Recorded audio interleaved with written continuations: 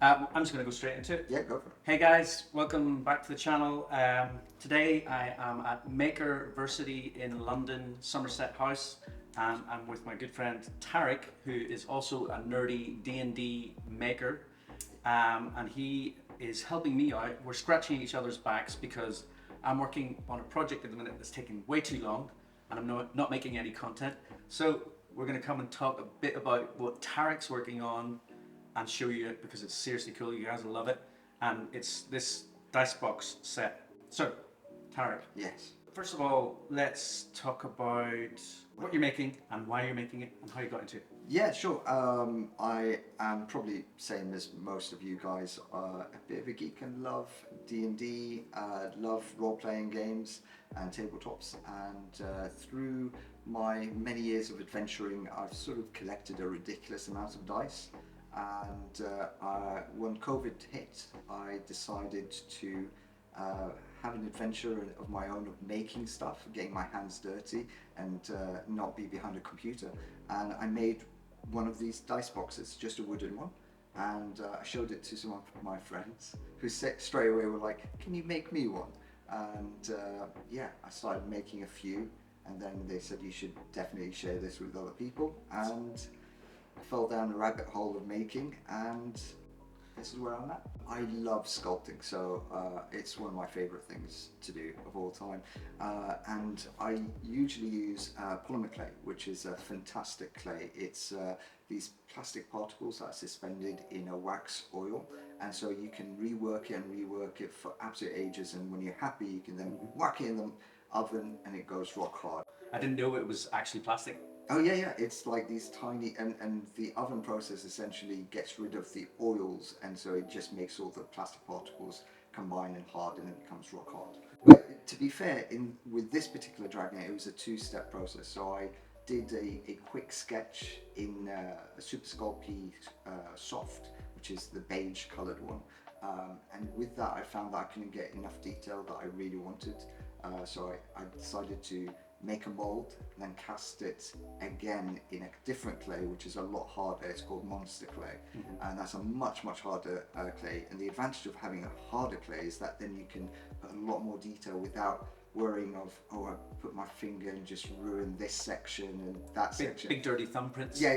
That sort of thing, yeah. So you can then plow through and get it exactly the way you want it. And once I did that, then it was mold making and casting.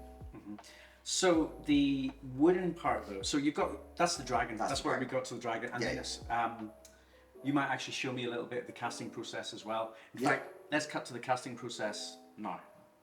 Okay guys, sorry about the autofocus. You're just going to tell us quickly about the casting process. Yeah, absolutely. Okay, so first things first is, let's see if this opens. And then makeup brush. So I use a polyurethane. It's a two-parter. It comes in these two big gallons.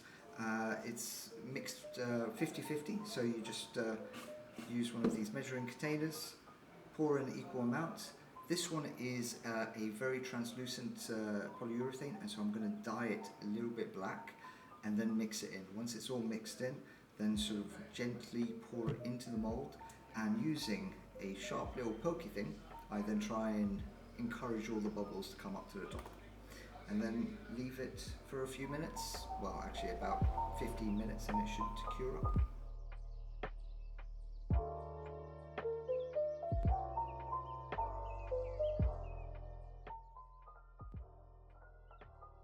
Okay, so we're back and we're going to be talking now about how you made the little wood. The box, yeah, the the box, actual holder. The actual holder. Basically, the first few that I did was all by, I did a quick sample as a 3D model and did a 3D print. And I was like, this looks about right, because I never commit to wood until I know that there's an actual working good prototype.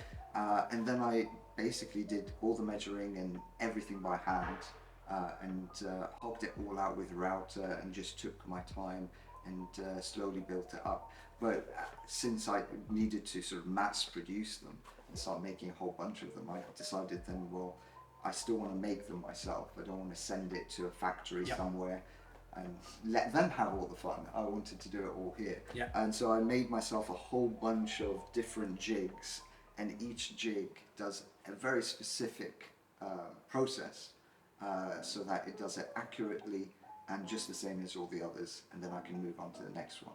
And that just helps a huge amount in terms of production and speed. So for example, I've got these, I can show you here.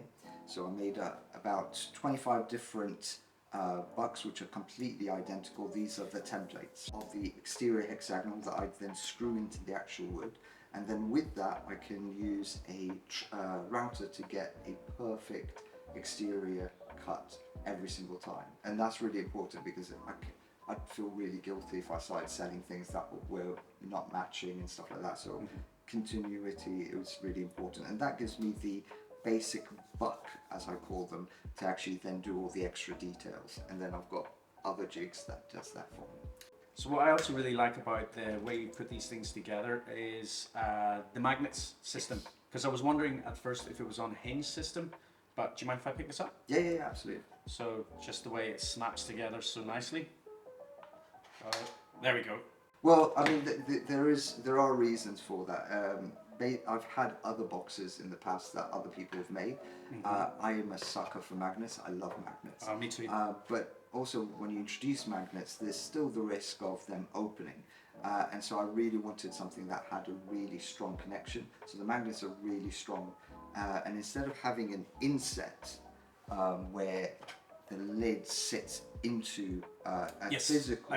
Yeah, instead of having that, they're both completely flush to each other. Yeah. So you are using the strong magnets as the only holding mechanism, and that way... Neodymium magnets. Yeah, I can't pronounce it. Neodymium. It's one of those.